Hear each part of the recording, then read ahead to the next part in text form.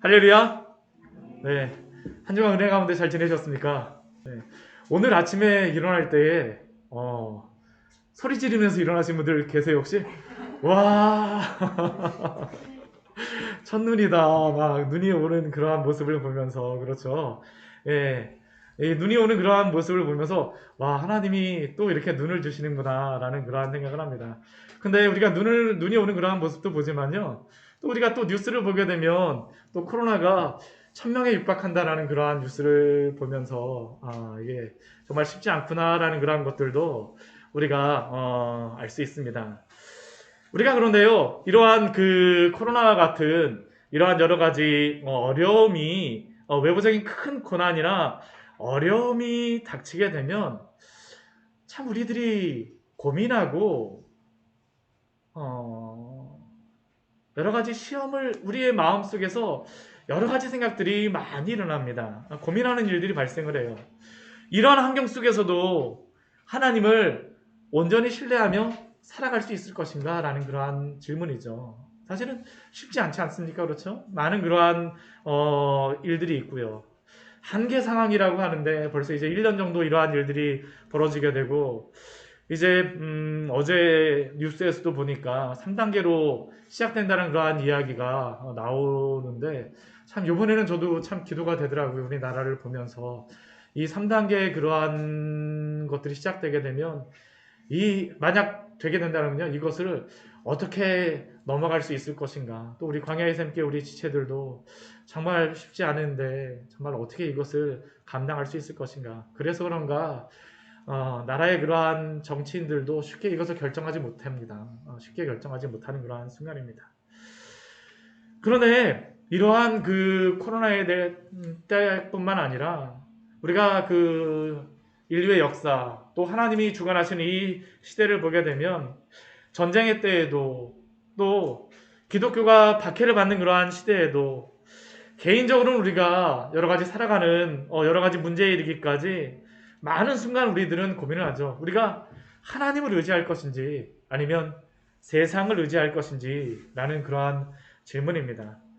그러나 성경을 통하여서 하나님께서 우리에게 말씀하시는 가장 분명한 사실은 어떠한 순간이라 할지라도 하나님을 의지하며 믿음으로 살아가는 성도에게 형통함을 주시는 줄 믿습니다. 믿습니다. 우리는 지난 며칠 동안 히스기야에 대한 그런 말씀을, 역대의 말씀을 통하여서 보았습니다. 그런데 히스기야에 대한 그런 말씀은 비단 역대하의 말씀뿐만 아니고요, 열왕기하에서도 말씀을 보았었고요. 오늘 이 말씀은 우리가 여름에도 한번 같이 나누었었습니다. 이사야서의 그러한 말씀을 통하여서 우리가 이 말씀을 보았었는데요. 그런데 열왕기하의 그러한 말씀과 이사야 그 서의 말씀, 그 말씀에서 나오는 히스기야의 그러한 말씀은 조금 약간 다른 부분이 있어요. 특히 어떤 부분이 다르냐면요, 이제 오늘 우리가 보는 역대하 32장의 말씀은 그 열왕기 하와 이사야 둘 다에 그 말씀되고 있는 그런 말씀이지만, 사실 우리가 지금 며칠 동안 보았던 우리 역대하 29장서부터 나와 있던 그 히스기야의 그러한 성전을 재건하고 예배를 회복하는 말씀은요, 열왕기 하와 이사야 말씀에는 그렇게 깊이 있게 나오지 않습니다. 열왕기하에서 조금 나오는데요, 그 앞부분에 몇 절로서 이렇게 나오고, 이사야서 말씀에는 이 부분에 대해서 언급을 하지 않고 이 전쟁에 대한 부분만 말씀하고 있습니다. 그런데 이렇게 그 히스기야가 종교개혁, 성전을 재건하고 예배를 회복하며 또 절기를 회복하는 이 말씀이 이 역대하에 기록된 몇 가지의 이유가 있는데요. 그 이유는, 첫 번째로 눈에 보이는 이유는, 역대하의 말씀은 이게 열왕기의 말씀과 이사야 그 말씀보다 더 이후에 기록된 말씀입니다. 그러니까 이 이후에 기록된 말씀이기 때문에 이미 이 말씀, 역대기의 말씀을 듣고 있는 그 성도들은 이사야 말씀을 통하여서 또한 열왕기의 말씀을 통하여서 대부분의 앞에 일어난 그러한 것들을 알고 있다라는 것을 전제하고 있어요. 그렇다 보니까 그 없는 그러한 부분들에 대하여서 강조하는 그러한 말씀이 나와 있는데요.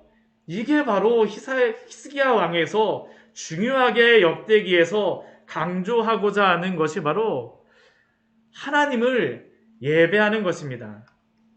그러한 하나님을 예배하는 것을 통하여서 하나님을 의지하는 것을 통하여서 믿음으로 살아가는 성도를 하나님이 지켜주시고 형통케 하신다라는 것을 보여주시기 위하여서 사실은 그 앞에 말씀을 29장서부터 31장까지 장황하게 이것을 말씀하고 있어요. 열왕기 하에 그 언급되어지지 않고 이사야에 그 언급되어지지 않는 이 말씀을 장황하게 말씀하고 있습니다. 이것이 왜 중요하냐 하면요. 이것이 굉장히 중요한 이유가 있습니다. 믿음의 성도들이 어려움 가운데에서도 우리가 하나님을 최고로 섬기며 하나님을 중심으로 살아갈 때에 예배를 가장 중요한 것으로 여기며 하나님을 중심으로 살아갈 때에 세상이 성도들에게 하는 그러한 질문들이 있습니다. 무슨 질문들을 많이 하냐면요. 그렇게 하나님을 예배하고 살아간다고 해서 떡이 나오나요?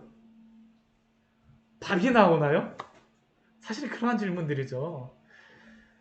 예전에 제가 중고등부에서 저희 아버님 이제 목회하시고 그럴 때 지금으로부터 한 30년 전에 그렇게 예배드리고 막 그럴 때 보면요.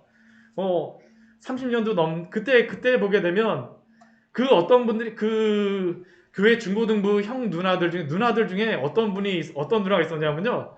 머리가 굉장히 길게 단발로 다 예전에 하는 그런 머리 있지 않습니까? 교복 입고 다니고. 근데 어느 날 중고등부 예배를 드리러 왔는데요. 머리가 단발머리가 아니에요. 머리가 여기저기 막 잘려갖고요. 막 쥐파 먹은 것 같이, 그러니까 막 남자 머리 같이 이렇게 해갖고 자르고서 왔는데, 나중에 왜 그렇게 잘려졌는지 알고 보니까 교회 나가지 말라고요. 교회 나가지 말라고. 그 머리를 그렇게 하게 되면 교회를 못 나갈 거라고 생각을 해갖고 머리를 그렇게 잘랐는데, 근데 머리가 그런데도 불구하고 머리를 나름대로 정리하고선 그날 저녁에 그때 토요일날 예배를 드렸었는데 그 예배를 드리러 나왔더라고요. 근데 그 누나가 말하였던 것도 부모님이 사실 이러한 이야기들 많이 하셨던 것 같아요. 예수님 믿는다고 해서 너 성적이 올라가냐? 뭐가 되냐? 정말 예수님을 잘 믿느라고 해서 밥이 나오냐? 떡이 나오냐? 이것은 불신자들만이 그렇게 세상만이 이야기하는 게 아닙니다. 오히려 교회 안에 있는 성도들에게도 이러한 질문을 하죠. 그렇게 유난스럽게 믿을 필요가 있어요? 라는 그러한 질문도 합니다. 사실은 이게 우리가 하나님 앞에서 믿음을 가지고 살아가려고 할 때마다, 근데 이것이 우리가 믿음을 가지고 살아간다는 것이, 그러나 여기서 우리가 한 가지는 알아야 되겠죠? 하나님의 영광을 가리는 그러한 그것들을 우리가 행동을 하면 안 됩니다. 그러한 것들 때문에 우리가 비난을 받으면 안 해요. 그러나 우리가 하나님을 정말로 진심으로 섬기려고 하는 그러한 시대에 당연히 성도로서 행해야 될 것들을 행하는데도 불구하고 떡이 나오냐, 밥이 나오냐, 그것을 한다면 무슨 소용이 있느냐라고 이러한 질문을 받을 때가 있다라는 것이죠. 받을 때가 있습니다.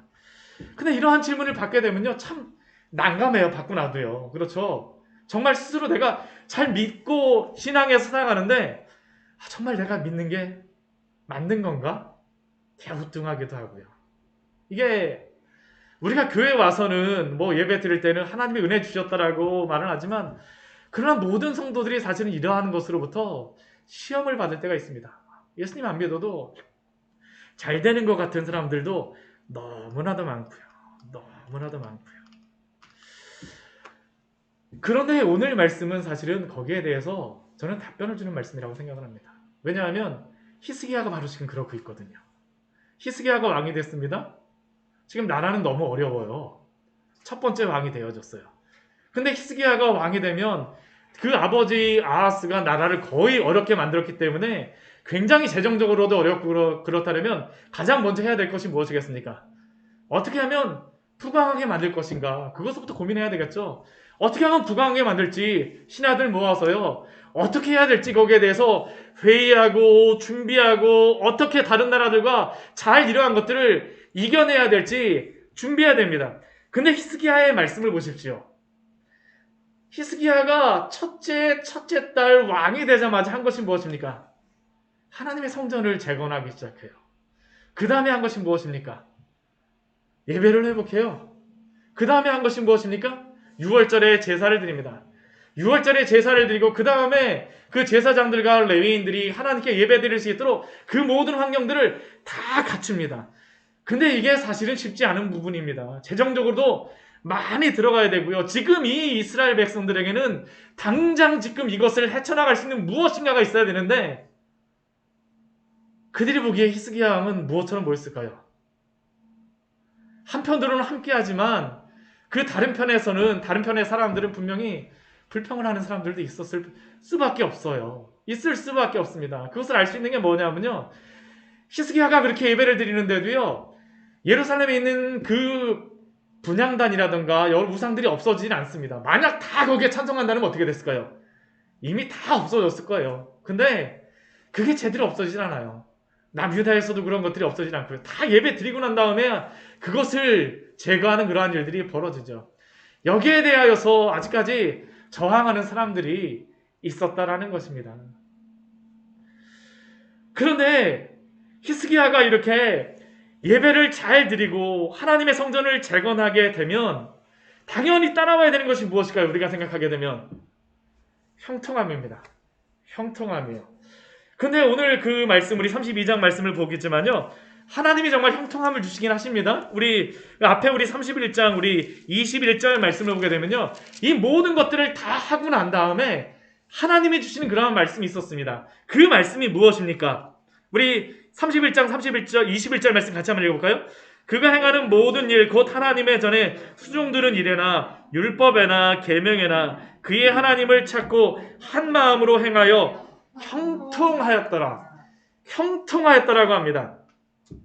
그럼 형통하였다라고 하게 되면 그 뒤에 당장 나와야 되는 게 무엇일까요? 눈에 보이는 무엇인가가 있어야 돼요. 우리가 생각하기에는요. 근데 오늘 형통하였다라고 약속하여 주시고 말씀하시고 난 다음에 시작되는 말씀이 오늘의 말씀입니다. 그것이 무엇일까요? 전쟁입니다. 전쟁이요. 하나님 보시기에 하나님을 찾고 한 마음으로 그 하나님을 예배하는 히스기야가 형통하였다라면 온전히 하나님만을 의지하기 때문에 그 모든 문제들이 다 없어야 되는데요. 오늘 말씀에 보게 되면 형통하였다라는데 전쟁이 일어납니다. 하나님이 약속하여 주셨음에도 불구하고 전쟁이 있다라는 것이에요. 그러니까 형통함이라고 하는 것이 우리가 생각하는 것과 조금 약간 다른 것이다라는 것을 우리에게 말씀하여 주죠. 근데 오늘 말씀을 통해서 우리에게 질문하시는 분명한 질문이 있습니다. 그것은요. 이러한 상황 속에서도 하나님이 형통하게 하여 주신 그 사람들은 하나님을 의지할 것인가? 아니면 세상의 힘을 의지할 것인가? 라는 그러한 질문이죠. 오늘 말씀은 철저하게 그것을 질문하고 있습니다. 오늘 1절 말씀이 그렇게 시작하잖아요. 이 모든 충성된 일을 한 후에 하나님이 형통하게 충성된 일을 하고 나서 형통하였더라라고 말씀한 후에 무엇이 옵니까? 아수르 왕 사네립이 유다에 들어와서요. 견고한 모든 성읍들을 향하여 진을 치고 점령합니다. 그냥 점령을 하는 일들이 계속 야금야금 이제 막 벌어지는 것이에요. 북이스라엘 점령하는 그러한 것부터 시작해갖고 천천히 이렇게 막 점령하면서 내려오고 있는 것입니다. 하나님이 형통하게 하셨다함에도 불구하고 전쟁이 있는 것이죠. 전쟁을 만났습니다. 이러한 상황은 하나님의 성도에게 낙심할 만한 상황이죠. 낙심할 만한 상황이 충분히 그렇지 않습니까? 낙심할 만한 상황입니다. 주변에 그러한 사람들도 히스기야를 보면서 히스기야가 그렇게 예배드려도 별 수 없네라는 그러한 이야기를 할 수도 있죠. 그러한 상황이에요. 그런데 이러한 상황 속에서 객관적으로는 낙심할 수 없는 그러한 상황 속에서 히스기야가 무엇을 할까요? 오늘 2절 이후에 말씀해 보게 되면 이러한 상황 속에서 히스기야가 하는 것이 있습니다. 무엇이냐면요. 그가 할 수 있는 최선의 것, 전쟁을 준비합니다. 그 상황 속에서 낙심하는 것이 아니라요. 대신 그는 그가 할 수 있는 최대한의 것을 준비함으로 이 전쟁을 대비하는 것이죠. 왜요? 하나님을 믿기 때문입니다. 우리가 하나님을 믿는다라는 것은요. 바로 이것입니다. 상황에 좌우되지 않는다라는 것이죠. 하나님을 바라보기 때문에 내가 할 것을 뒤로 미루는 것이 아니라요. 할 것을 하는 것입니다. 그래서 히스기야가 하는 것이 첫 번째 것이 무엇일까요? 물을 이렇게 물근원을 그 성 안으로 돌렸다라고 말하고 있습니다. 성 밖에 있던 그 물근원을 성 안으로 들려요. 이거 제가 전에도 말씀드렸지만요. 이게 다른 게 아니고요. 지금도 이스라엘 성지순례에 가게 되면요. 예루살렘 가면 가장 빼놓지 않고 첫 번째로 가는 곳이 있습니다. 어디를 가냐면요. 그 히스기야의 터널이라고 하는 곳을 가요. 70m 이상 이렇게 지하도 다 내려가고요. 가게 되면 어떤 일이 거기에 뭐가 있냐면요. 이 기온샘이라고 하는 곳에서 그 물을 이렇게 물기를 틀어갖고 거기서 이제 샘이 올라오거든요. 막 올라오는 그 물기를 틀어갖고요. 실로암까지 이렇게 물기를 트는 그러한 작업입니다. 그런데 지금은 성지순례 가면 이게 당연하다고 생각하지만요. 우리 역대의 말씀에 나와 있으니까 그 성지순례 가도 이게 있고 뭐 역대의 말씀도 있으니까 이게 당연하다고 생각하지만요. 이게 1867년까지만 했어도요. 히스기야의 이러한 물기를 막아서 이렇게 물 근원을 시내를 막고 이렇게 크게 하였다라는 것이 이게 사실이라고 믿지를 않았었어요. 특히 이 시대가 어떤 시대, 이 1800년대가 어떤 시대냐면요. 자유주의 신학이라고 하는 것이 굉장히 판을 칠 때입니다. 하나님의 말씀 가운데에 이러한 그러한 많은 것들이 사람들이 하나님을 믿게 하기 위하여서 지어냈다라고 그 이야기하였던 그러한 사람들이 있었어요. 근데 그러한 속에서 하나님이 무엇을 발견하게 해주셨냐면요. 이 작은 역대하 32장 우리 3절과 4절의 말씀이 실제로 하나님의 말씀이 사실이구나라는 것을 증명해 주신 것입니다. 이게 얼마나 큰 것인지 몰라요. 하나님의 말씀이 사실이구나. 사실이구나. 이게 지금 그 1800년대에서만 이게 놀라운 게 아니라요. 이게 히스기야 때에도 엄청난 일이었습니다. 왜냐하면 이게 터널을 파고 나서 거기에 이걸 터널을 어떻게 공사했는지가 나옵니다. 근데 이걸 어떻게 공사했냐면 이게 지금도 한 70m 정도 이렇게 내려가갖고 지하로 다 내려가야 되는데요. 우리 같으면 물기를 낸다면 어떻게 되겠습니까?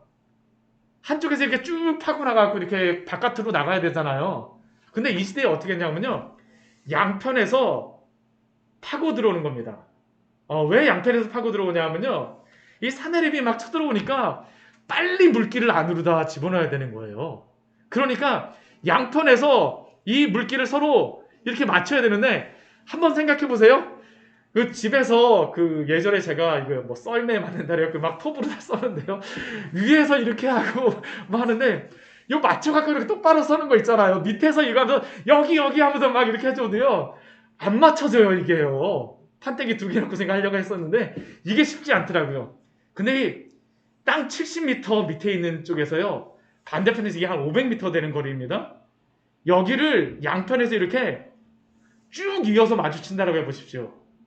이게 쉽게 될까요? 정말 이게 어려운 것입니다. 지금 현대과학으로도요. 이게 어떻게 됐을지가 굉장한 그 토목기술이라고 이야기를 해요. 더군다나 이게 어떤 상황이냐면요. 이게 기온샘이 이 실로암 연못보다 몇 미터 정도 높이에 있냐면 30cm 정도 높이에 있습니다. 500m를 물이 흐르게 하려면 어떻게 해야 되는 거예요? 이게 30cm면 이 정도잖아요. 그렇죠? 여기를 이게 물을 흐르게 하려면 살짝 해갖고 이게 쭉 맞춰가야지만 이게 물이 흐르게 되는 겁니다. 근데 이것이 되었어요. 그래서 이것이 물길이 뚫렸었다고 했을 때에 이게 기록에 남아있는 게요. 이것을 뚫고 나서 얼마나 큰 기쁨이 있었는지 그게 기록이 되어 있습니다. 와, 물길이 뚫렸다. 물길이 뚫렸다. 오차가 거의 없어요. 하나님의 은혜죠. 하나님의 은혜입니다. 우리가 하나님을 의지한다라는 것은 바로 그것입니다. 우리가 안 하는 게 아니고요. 어려운 순간이지만 하나님을 의지할 때에 하나님이 어떻게 해줄까요? 붙잡아 주세요. 감당할 수 있도록 해주시는 것입니다. 감당할 수 있도록 해주세요. 그것뿐만이 아니죠. 물길을 뚫는 것뿐만 아니라 우리 5절 말씀 보게 되면 히스기야가 우리 무엇이라고 기록되어 있습니까? 히스기야가 힘을 내어라고 말하죠. 힘을 낼 수밖에 없습니다. 힘내자, 힘내자. 왜 힘을 내야 될까요?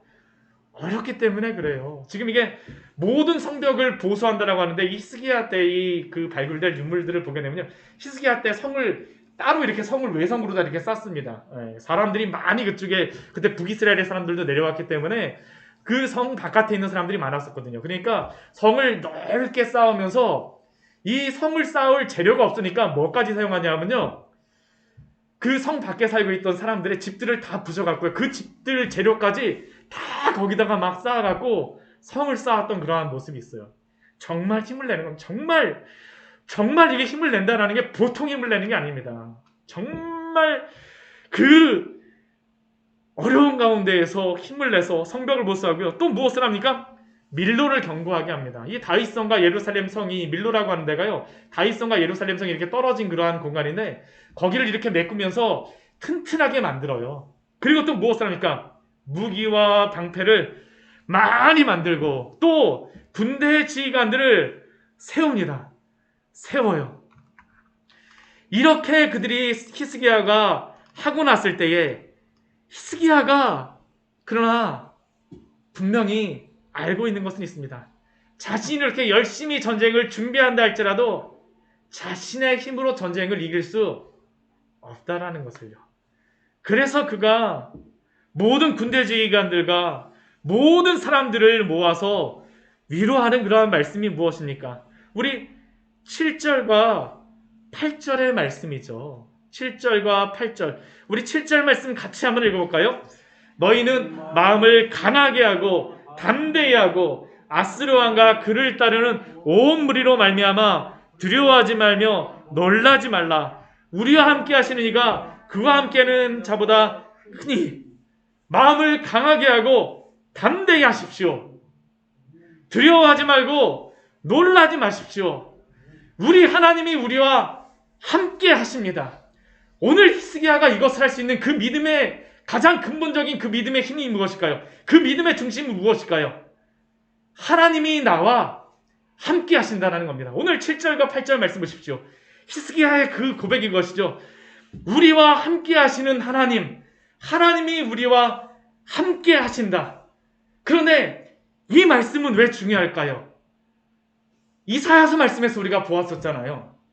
그의 아버지 아하스가 사실은 아하스하고 히스기야하고 동일한 상황에 처하였습니다. 아수르에 그러한 문제가 있었었죠. 아하스의 문제는 무엇이었습니까?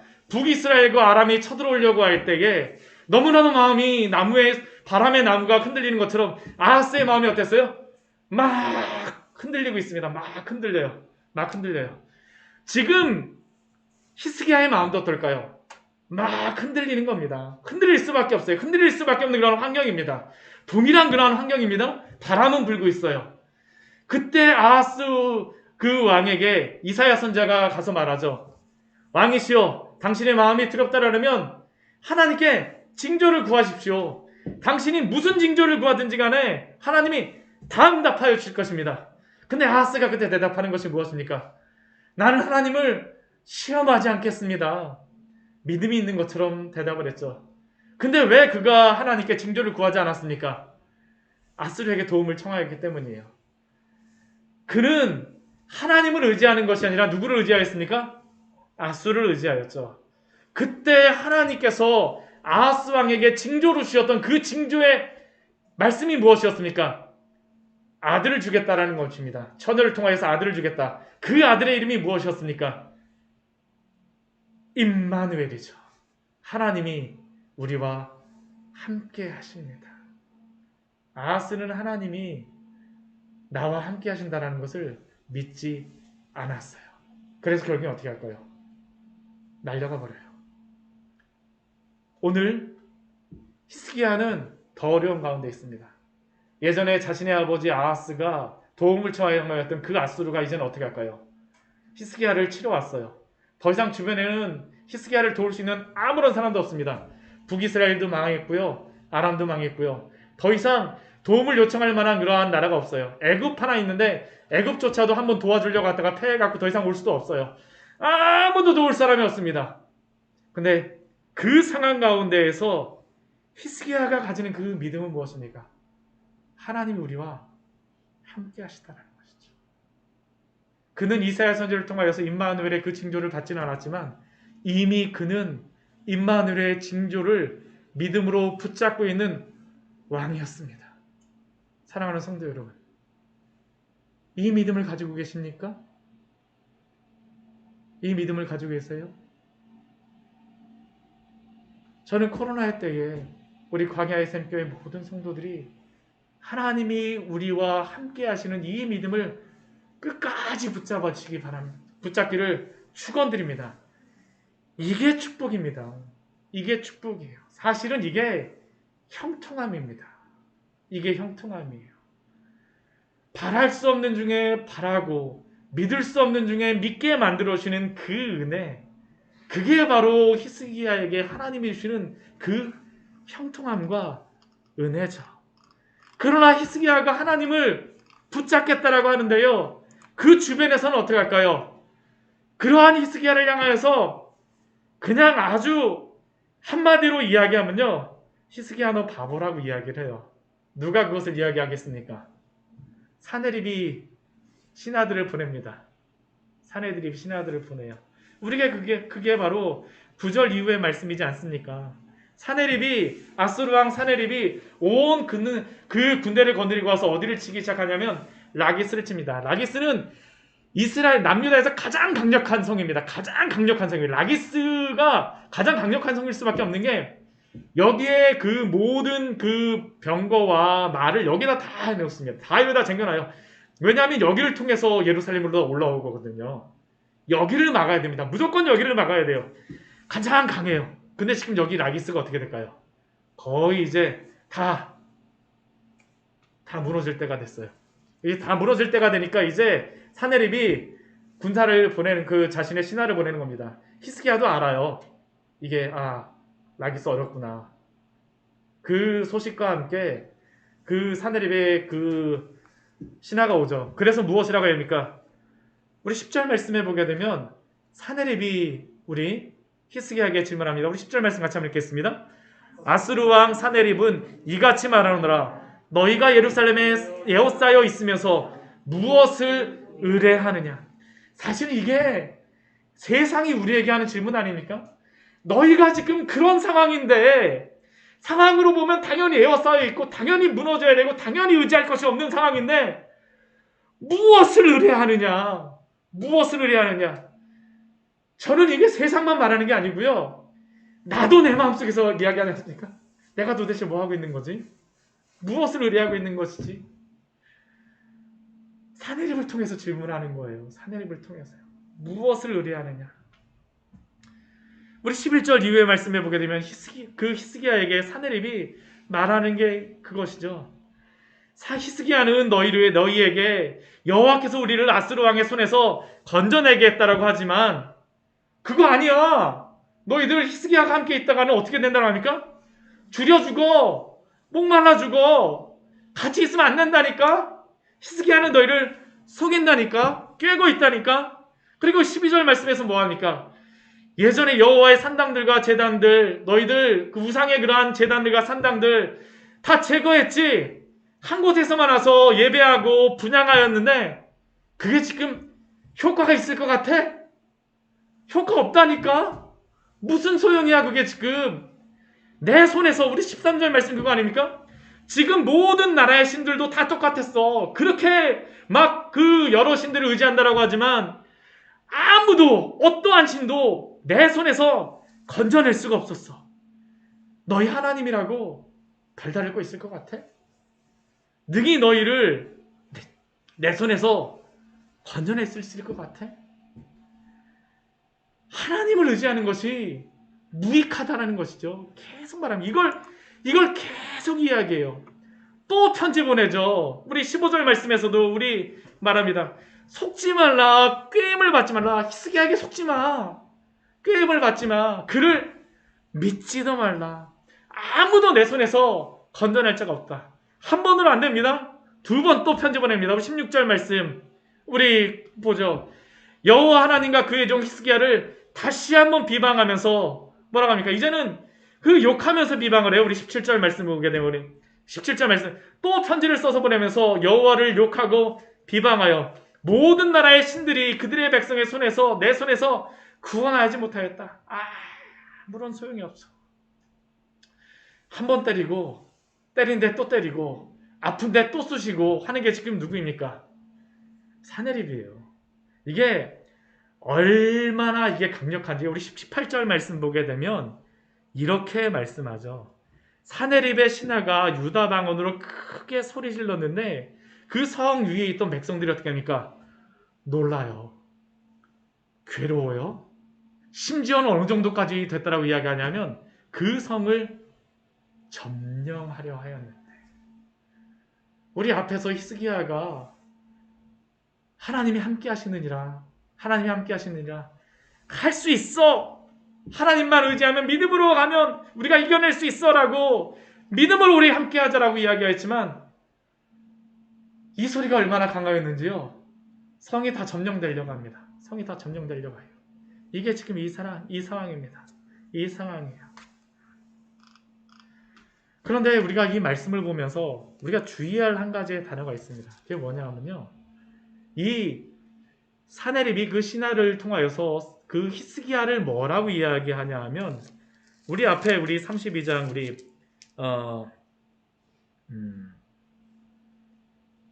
우리 11절 말씀에서 그렇게 이야기하죠. 히스기야가 너희를 꿰다라고 이야기합니다. 그렇죠? 거짓말하고 있다라는 겁니다. 우리 15절 말씀에서도 그 사내립이 뭐라고 이야기합니까? 히스기야에게 속지 말라라고 이야기해요. 그 꾀임을 받지 말라라고 합니다. 그를 믿지도 말라라고 합니다.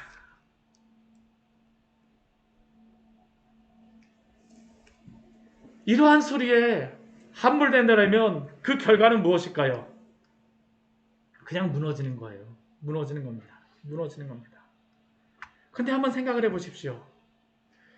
지금 히스기야에게 꾀임에 속지 말고 꾀임을 받지 말라라고 믿지 말라라고 이야기하지만 지금 사실 우리가 말씀을 보게 되면 지금 거짓말을 하고 있는 사람이 누구입니까? 사내립이에요. 사내립. 지금 예루살렘 백성을 전쟁도 하지 않고 두려움에 떨게 만들어서 꿰어 무너뜨리려고 하는 자들이 누구입니까? 사내립과 그의 부하들입니다. 그런데 지금 거짓말을 하고 있는 자들이 오히려 참된 하나님의 말씀을 전하였던 히스기야를 무엇으로 만들어버립니까? 거짓말쟁이로 몰아붙여서요. 속이는 자로 몰아붙여서 히스기야와 예루살렘을 무너뜨리려고 하는 것이죠. 무너뜨리려고 하는 것입니다. 그런데 이것이 바로 죄가 성도를 넘어뜨리는 방식입니다. 죄가 성도를 무너뜨리는 방식이에요. 사탄은 거짓을 더욱 참과 같이 만들어버립니다. 그래서 그것을 진짜인 것처럼 보이게 만들어서 그것을 더욱더 믿게 만들죠. 흡사 거짓 보석들이 가짜 보석들이 어떻게 돼요? 더 빛나요. 더 진짜처럼 보이게 만드는 것입니다. 이게 바로 사탄이 또한 죄가 성도를 무너뜨리는 방식이죠. 이게 바로 사탄이 에덴 동산에서 첫사람이었던 아담과 하와를 무너뜨렸던 그러한 방식 아닙니까?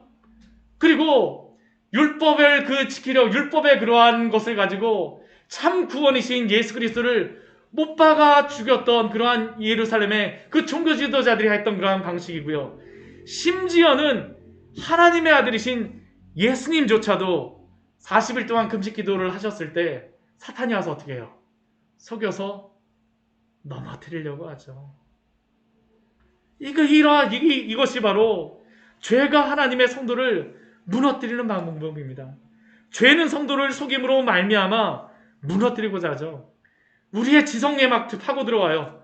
헛된 상상력을 막 불러일으키는 것입니다. 우리가 지금 항복하지 않으면 당장 죽을 것 같아. 당장 질 것 같아. 막 이 전쟁에서 지금 당장 질 것 같은 것들을 막 상상력을 막 일으켜요. 그것뿐이 아니죠. 우리의 감정에서는 무엇을 합니까? 분내지 않고 화내지 않고 두려워하지 않는 것들도 어떻게 합니까? 두려워하게 만들고요. 분내게 만들고요. 우리의 감정을 요동치게 만들죠. 우리의 감정을 조절하지 못하게 만드는 겁니다. 또 우리의 의지에 파고 들어와서는 어떻게 합니까? 하지 말아야 될 것들을 하게 만들고 죄를 짓게 만듭니다. 항상 죄는 이렇게 성도를 유혹하고 속임으로 넘어지게 만들고자 하는 것이죠. 넘어지게 만들고자 하는 것이죠. 여자가 그 나무를 본즉 먹음직도 하고 부함직도 하고 지혜롭게 탐스럽게 한 나무인지라는 것이 바로 지금 이 히스기야의 전쟁 속에서 일어나고 있는 것입니다. 일어나고 있는 것이에요. 이것이 바로 시험입니다. 우리가 당하는 시험 아닙니까? 우리가 지금도 이 시험 당하고 있지 않나요? 하나님이 힘이 아니라 하나님이 의지할 뿐이 아니라 나에게 오라는 것이죠. 나에게 항복하라는 것입니다. 이때 누구 한 명 이 말에 속아 넘어가서 예루살렘 성문을 열어주면 어떻게 될까요? 바로 게임 아웃이죠. 혹시 여러분들도 이러한 상황 속에 있지 않습니까? 복음의 진리를 향한 의심이 있지 않습니까? 경제적으로 어려울 때, 육체적으로 아프고 마음이 약해지며 정말 하나님이 살아계신 것인지 아니면 내가 구원받은 사람인지 하나님이 정말로 나를 지키시고 보호하시는지 의심하게 되는 그러한 상황 속에 있지 않습니까? 그러나 그러한 말에 속지 마십시오. 속지 마세요. 믿음의 싸움은 바로 이 자리에서 시작하는 겁니다. 이 부분에서 시작하는 것이에요. 여러 주변의 소리와 상황에 압도되지 마십시오. 이러한 상황 속에 더욱더 하나님을 의지하시기 바랍니다. 누구에게나 이러한 시련과 고난이 있어요. 심지어는 하나님을 찾고 한 마음으로 행하였던 형통하였다라고 인정함을 받는 히스기야와 이 예루살렘 백성들 안에서도 있음을 보십시오. 이것이 바로 시험입니다. 죄를 우리로 성도로 하여금 넘어지게 만드는 것이에요. 그런데 하나님의 은혜가 이러한 때에 있습니다. 우리가 오늘 말씀을 보게 되면요, 히스기야의 이 말씀 속에서 하나님이 주시는 큰 은혜가 있어요. 그것이 무엇이냐 하면 하나님의 백성에게 시험을 안 주시는 것이 아니라요, 그 시험을 주시기는 하시지만 그 시험을 주신다 할지라도 그것을 어떻게 합니까? 끝까지 견뎌내고 이겨낼 수 있는 그 힘과 은혜를 하나님이 무한하게 주시는 줄 믿습니다. 오늘 이것을 보여주시죠. 오늘 이것을 보여주세요. 사실 지금 이 상황은 누가 보아도 극한 상황으로 소망이 없고 버텨낼 수 없는 상황입니다. 누구나 봐도 낙담할 수밖에 없어요. 누구도 두 손 털고 항복하는 것이 당연합니다. 그런데 이 상황 속에서 히스기야를 보십시오. 우리 20절 말씀 같이 한번 읽겠습니다. 이러므로 히스기야 왕이 아모스의 아들 선지자 이사야와 더불어 하늘을 향하여 부르짖어 기도하였더니 이러므로 낭망하고 낙심하고 항복하는 것이 아니라 이러므로 히스기야 왕과 아모스의 아들 선지자 이사야로 더불어서 하늘을 향하여 기도합니다. 끝까지 하나님을 신뢰합니다. 하나님이 버텨낼 수 있는 은혜를 무한히 주시는 것입니다. 이게 하나님의 형통함입니다. 하나님의 형통함이에요. 하나님이 히스기야에게 형통함을 안 주셨을까요? 버텨낼 수 있게 하는 게 하나님의 형통함이고요. 견뎌낼 수 있게 하는 게 하나님의 은혜인 줄 믿으시기 바랍니다. 하나님은 성도에게 무한히 이겨낼 수 있는 그 은혜를 허락하십니다. 하나님을 의지함으로 하나님이 함께 하신다는 것을 부인하지 못하게 하심으로 말미암아 끝까지 싸우게 하세요. 이것이 믿음의 싸움입니다. 믿음의 싸움이에요. 비록 히스기야가 그 예루살렘 백성이 지금 예루살렘 성문을 열고 나가서 싸우진 않죠. 그러나 지금 그는 어디에서 싸우고 있습니까? 그 기도의 자리에서 싸우고 있는 것이에요. 그 자리에서 싸우고 있습니다. 사랑하는 성도 여러분, 여러분의 그 자리에서 끝까지 믿음의 싸움을 싸우십시오. 하나님이 붙잡아 주십니다. 하나님이 붙잡아 주세요. 속이는 그 소리에 넘어가지 마십시오. 넘어가지 마세요. 이것이 바로 오늘 히스기야에게 주시는 말씀 아닙니까? 그리고 이 모든 것들을 통하여서 마지막에 정말로 하나님께서 주시는 은혜가 있습니다. 오직 하나님만을 의지하는 성도에게 어떻게 하실까요? 우리 21절 같이 읽겠습니다. 여호와께서 한 천사를 보내어 아수르 왕의 진영에서 모든 큰 용사와 대장과 지휘관들을 멸하신지라. 아수르 왕이 낯이 뜨거워 고국으로 돌아갔더니 그의 시내전에 들어갔을 때에 그의 몸에서 난 자들이 거기서 팔에 죽었더라. 아멘.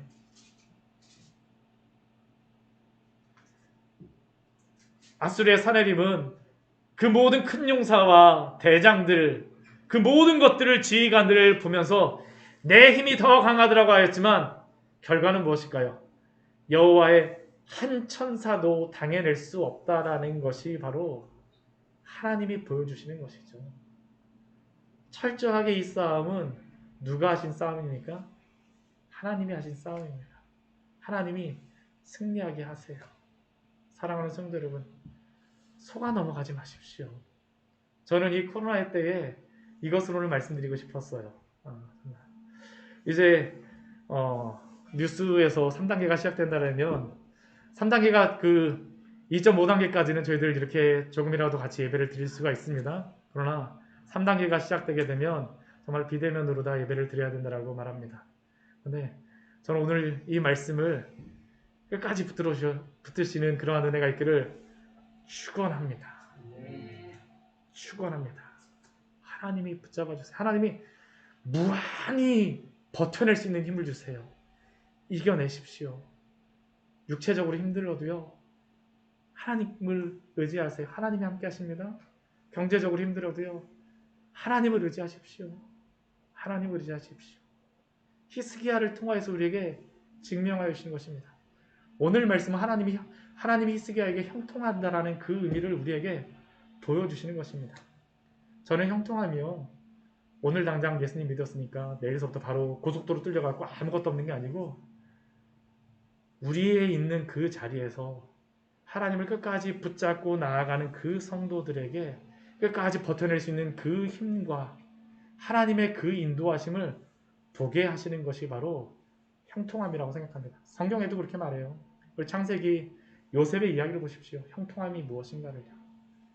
속아 넘어가지 말고 하나님의 이 놀라운 은혜 가운데 살아내시는 우리 귀한 성도님 되시기를 축원합니다. 같이 우리 기도하도록 하겠습니다.